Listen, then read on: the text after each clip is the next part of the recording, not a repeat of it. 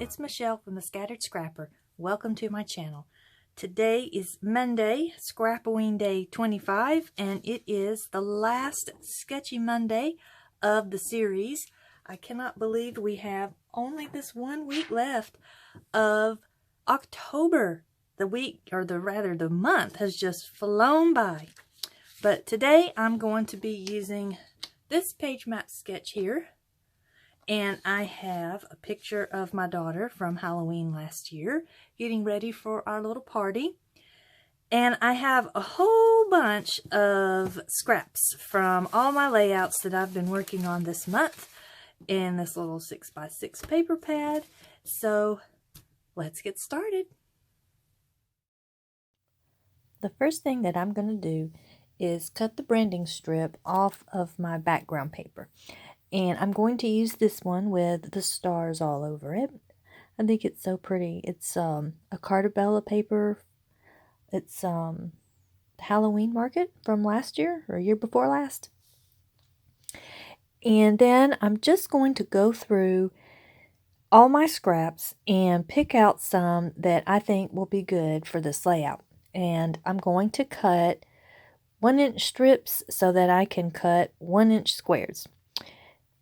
This whole process has made me want to go out tomorrow and buy a 1-inch square punch. This takes a little while. Yeah, it took a little while, but that's okay. I'm just going to keep picking out different papers and cutting them in the 1-inch strips and 1-inch squares. When you don't have punches, you just do what you gotta do. But no worries, I'm going to skip ahead so that you don't have to watch me cut all these different little squares. And there they are through the magic of television. Now here I'm going to trim my photo down up to 5 inches. So now it's 4x5. And I'm thinking, where do I want to start with all these squares? So I line my background up kind of with my grid map. And I'm just kind of eyeballing a little bit on where I want to put my squares. And at first I'm thinking I'm just going to put squares where I need them. I'm not going to worry about putting squares up underneath where the picture is going to go. But I quickly discovered that if the squares were bigger, that would probably work. But since these are so small and I have so many, it's just easier to lay out the entire grid and then work on top of it. So here I'm just going through my squares and trying to make sure they're as random as possible. As random as methodically plotted out as I can make it. And then here I'm just showing you how I put all my little squares down. One row at a time, I would just flip them over and then line them up. Now I lined up that very first row with a ruler, but as you can probably see, I got a little off kilter anyway, but that's okay. This layout is, well, it's so busy with this background that it being a little off is not, it doesn't bother me at all. But my picture is getting lost in it, so I decide I need to back it with this white cardstock. So I'm just going to glue that down and then get my scissors and trim it off. And I'm thinking, now that I'm looking at this and I'm looking at my finished layout in front of me, that an even better thing would have been to pop my picture up on some foam. I don't do that, but that would have been a good idea.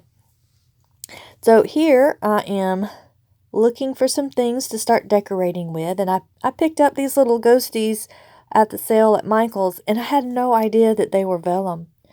They're really sturdy type vellum. They're really a lot thicker, even though you can still see through them. So I was kind of surprised, and I'm like, oh dear, how am I going to attach this ghost? So guess what? The ghost belly button is going to make a comeback. So here I'm just using this label to put my title on, and I'm a little unsure with this title even still. I might go back and change it. It's supposed to say, "Too Cute to Spook." And I have this big black glittery 2, which I really love and would love to use. But I asked my daughter, who's in this picture, she came in and was looking at it, and I asked her, did the title make sense? And she thought it just said "Cute Spook," and she said she didn't even see the 2. So I may have to rethink this just a little and change that big sparkly 2 to 2 smaller 2s. That's a lot of 2s. So here I'm really wanting to use these little Jolie sticker things. I just think they're so pretty, but they don't make it on here, and neither does the little skull or the pumpkin. I have this gap between the picture, the ghost, and the title, and I want something to cover that up or to fill it in. So I'm going through the die cuts, and I'm thinking, how am I going to decorate this page? Where am I going to put clusters? Like, how... There's all these things going on in the background, and just about anything I put down on it disappears, for one thing, into the busyness of all the squares behind it. And I picked out this little sign on the bottom, and it says, "Eat, drink, and trick or treat." And I liked it because it kind of matched her socks that are black and orange striped. And then as I was looking at everything, my pictures still seemed to kind of disappear. So I decided to mat it again, and this time in that orange. I love this orange. It's so pretty. I need to get like a whole pack of that basil orange. And I'm thinking I'm going to put that there, and then I'm deciding, no, I don't like it. So I just go ahead and put it away. And now I'm bringing out the sticker sheet, and I like this. I like the look of that banner, but I don't like that it says "Too Cute to Spook Boo." I didn't like that. So then I tried this little banner thing, and that would have looked all right if it had something to attach to on the right hand side, but it was just hanging in space. And then I find this sticker here that says the same thing as that die cut. "I'm just here for the booze." But it's a little more ornate, and I think it matches my label a little better.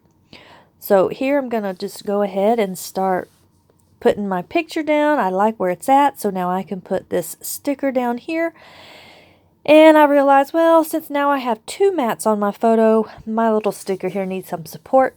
So I get some little round foam dots and tuck under there so that it doesn't kind of crease and fall over. Just needed a little support there. And now I'm thinking, how am I going to do my ghost? So here comes the ghosty belly button. I'm just using one little Zot. I think these are the mini. Let's see, what are they? No, minuscule. They're the minuscule. And see, now he has one little cute little belly button. And I like where my title is, so I'm going to go ahead and attach that. And I'm going to try these little banner things again. They are so cute. I am wanting to get these on a layout so bad. But it's not going to be this one. And these skulls, I love those skulls. Can't seem to get them to fit on one either. So here comes the sticker sheet again. And I find this little cat. And he fits just perfectly. And it's adorable. And this one I do decide to pop up on some foam. So I just get me a foam square there and stick him down. And he's a little crooked, so I got to straighten him up. And now he needs some friends. So I'm thinking. And I think, well, maybe he needs a bat friend. No, it would have looked cool right there, but I didn't put it there. So now I'm going to give him some little ghosty friends, especially since we've got this big ghost in the background and we're talking about Spook. So I decide to put these little ghosts around, and they're so cute. I recently found those at Walmart in the card section. Now, here's where my desire for a diagonal design comes in. And this is too much. It's just too much. I like it, but it's too much. And I thought about making a label out of that cream cardstock for me to write some journaling on, but I nixed that idea, and I nixed the big, huge haunted house. And so now I'm bringing in these much smaller embellishments. These are some Bella Boulevard Halloween things. And I go through them, and I found a little tab to put up at the top, and it says, "So much fun."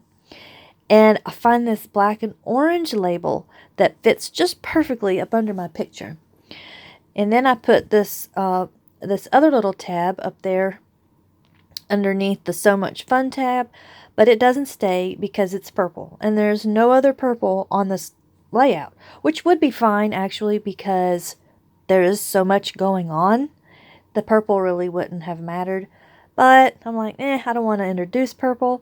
But this teal one kind of matches the background of a few of these squares that I have. It's just a little bit brighter, so I'm thinking that's going to work. I have teal, we'll go with teal. So now I'm going to put this label down, and I'm going to put my tags down. And I like the little bit of height that just this little bit gives my picture. Just a little bit of added interest. And then on my journaling, I'm going to use my little gel pen here. It's the white gel pen. And it says, "Kirsten was all ready for the party in her striped socks." Yep, she didn't have a big, huge costume or anything last year. She did some really cool little makeup things on her face, and then put on these Halloween socks. And I thought she just looked so cute. And here I'm just going to use these little circle numbers to put the date up at the top. And this is going to do it. Whenever you have a really busy background like this, I have discovered you don't need a whole lot of decoration because the squares in the background decorate it for you. So I hope you have enjoyed this video. If you have, please like and subscribe. And tomorrow I'll see you for Trick or Treat Tuesday with a new mixed media technique. Bye-bye.